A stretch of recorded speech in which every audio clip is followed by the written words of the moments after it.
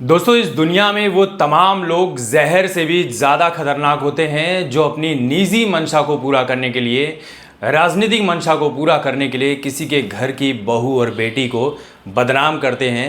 उसके तार जो है ऐसे ऐसे लोगों से जोड़ते हैं कि वो समाज में मुंह दिखाने लायक ना रह जाए।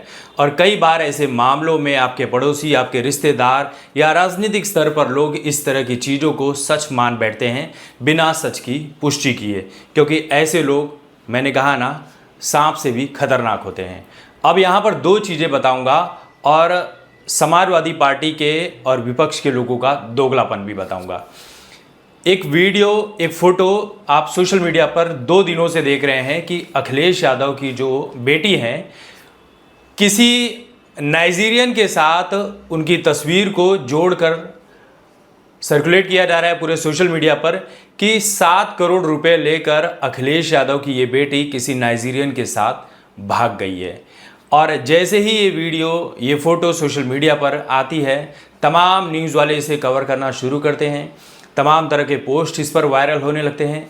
अखिलेश यादव की जो समाजवादी पार्टी है, उनसे जुड़े और यादव समाज के जितने लोग हैं, वो सोशल मीडिया पर आकर कहने लगते हैं कि अपनी राजनीतिक मंशा को पूरा करने के लिए बीजेपी वाले अखिलेश यादव की बेटी को बदनाम कर रहे हैं। अखिलेश यादव ने भी कहा कि बीजेपी ये गलत काम कर रही है, बीजेपी के सपोर्टर ये गलत काम कर रहे हैं।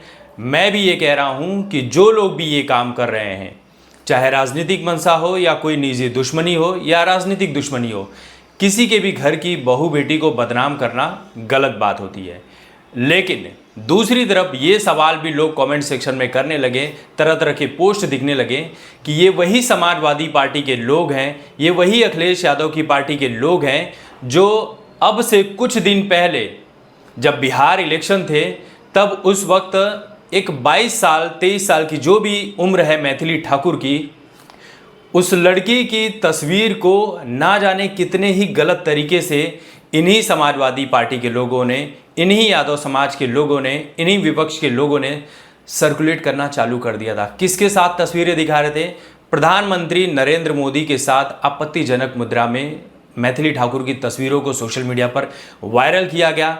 आप सोचिए, एक पिता समान मोदी जिनकी उम्र 75 के पार हो चुकी है और एक 22 साल 23 साल की लड़की मैथिली ठाकुर को इसलिए बदनाम किया जा रहा था क्योंकि वो बीजेपी पार्टी से चुनाव लड़ रही थी और जीतकर विधायक बन चुकी थी। बेड पर लेटे हुए मैथिली ठाकुर की तस्वीर को दिखाया गया और ये लिखा गया कि पहला राउंड पूरा हो चुका है और अभी कई राउंड बाकी है, कई लोग मज़े लेने बाकी हैं। सोचिए, एक लड़की के लिए इस तरह के कई शब्द लिखे गए। अखिलेश यादव की लड़की के लिए तो बस यही कहा गया, उस व्यक्ति के साथ तस्वीरें जोड़ी गई, नाइजीरियन व्यक्ति के साथ, उसको सर्कुलेट किया गया। लेकिन मैथिली ठाकुर के लिए तो ऐसे ऐसे तस्वीरें, ऐसी ऐसी बातें लिखी गई, शेयर की गई, जो अपने आप में अगर मैथिली ठाकुर जैसी हिम्मती लड़की ना होती तो शायद कुछ भी कर लेती। और सोचिए, मोदी जो देश के प्रधानमंत्री हैं, उनके साथ गलत चीज़ें की गई, मोदी की माँ तक को गाली दी गई, मोदी की माँ के लिए अपशब्द भरे शब्दों का प्रयोग किया गया। उसके साथ ही कंगना रनौत और नरेंद्र मोदी की तस्वीरों को वायरल किया गया, गलत तरीके से वायरल किया गया। उसके बाद स्मृति ईरानी और नरेंद्र मोदी की तस्वीरों को गलत तरीके से वायरल किया गया, जबकि स्मृति ईरानी बार बार अपने शब्दों में, अपने बयानों में, अपने भाषणों में ये कहते हुए नजर आती हैं कि नरेंद्र भाई मोदी। सोचिए किस तरह से बदनाम किया गया।